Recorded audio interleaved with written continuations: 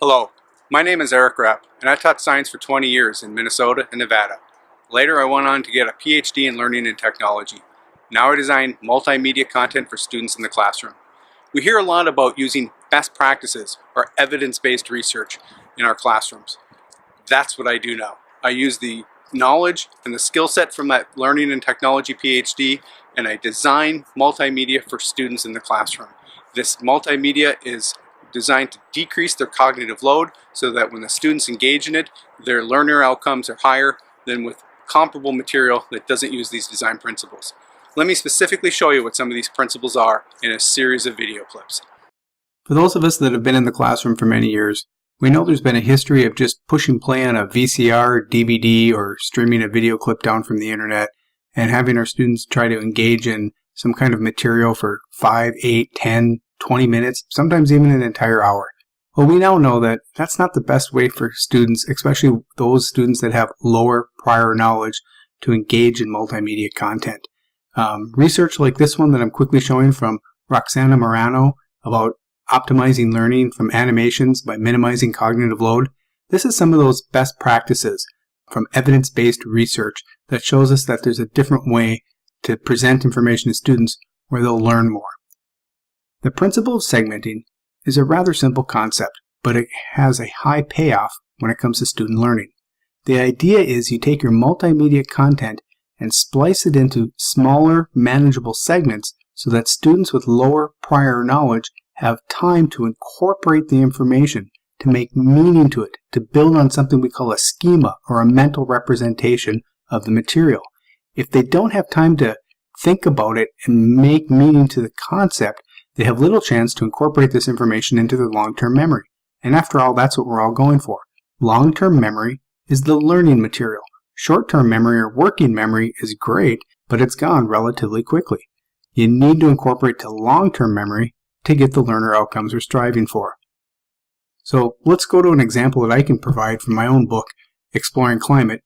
What I did is, and trust me, we're not going to get too much into the science here, but what I did is, in this book, understanding how the electromagnetic energy from the sun affects climate is huge. It's an unbelievably important concept if you want to really learn about climate on Earth. So instead of me making a 5 or 6 minute video that just dealt with electromagnetic energy from the sun, I broke up the content into smaller blocks of information and I spread them out throughout the book.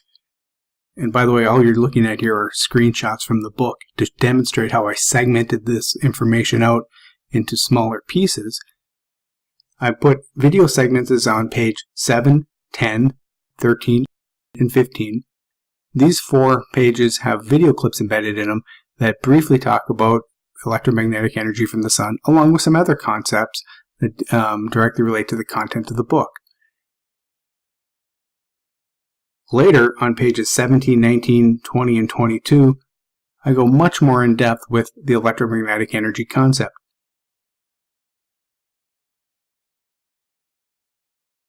And then finally in pages 24, 31, 32, 33, believe it or not 36, and 39, there are additional clips that continually refer back to this electromagnetic energy. Now I could have made one long clip that went from beginning to end, introduced the topic, kind of explained the topic, and then reviewed it at the end. But instead, what we know from the principles of segmenting and research like what Roxana Morano did, along with many other cognitive scientists, we know that if you can break the content up into smaller segments, students with lower prior knowledge will get more out of it. They have more time to process the information, they have more time to make meaning to it, build what's called a schema or a representation of the topic, and apply it into their long-term memory. And that's the key. If it's not in their long-term memory, they probably didn't learn it. Now I did this with more than just electromagnetic energy from the sun. I did it with the concepts of density differences and with convection currents and prevailing winds.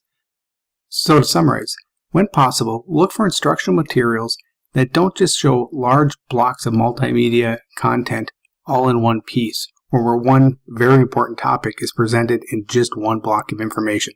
That's not segmenting. That's block information that your low-level learners or those with low prior knowledge will struggle with.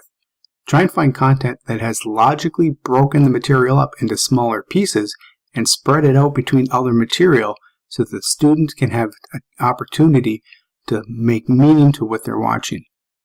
I urge you to go to the Apple iBook store, type in Exploring Climate, and download the free sample of my book and see what it means to segment content in an interactive ebook meant for students in the classroom. Thank you.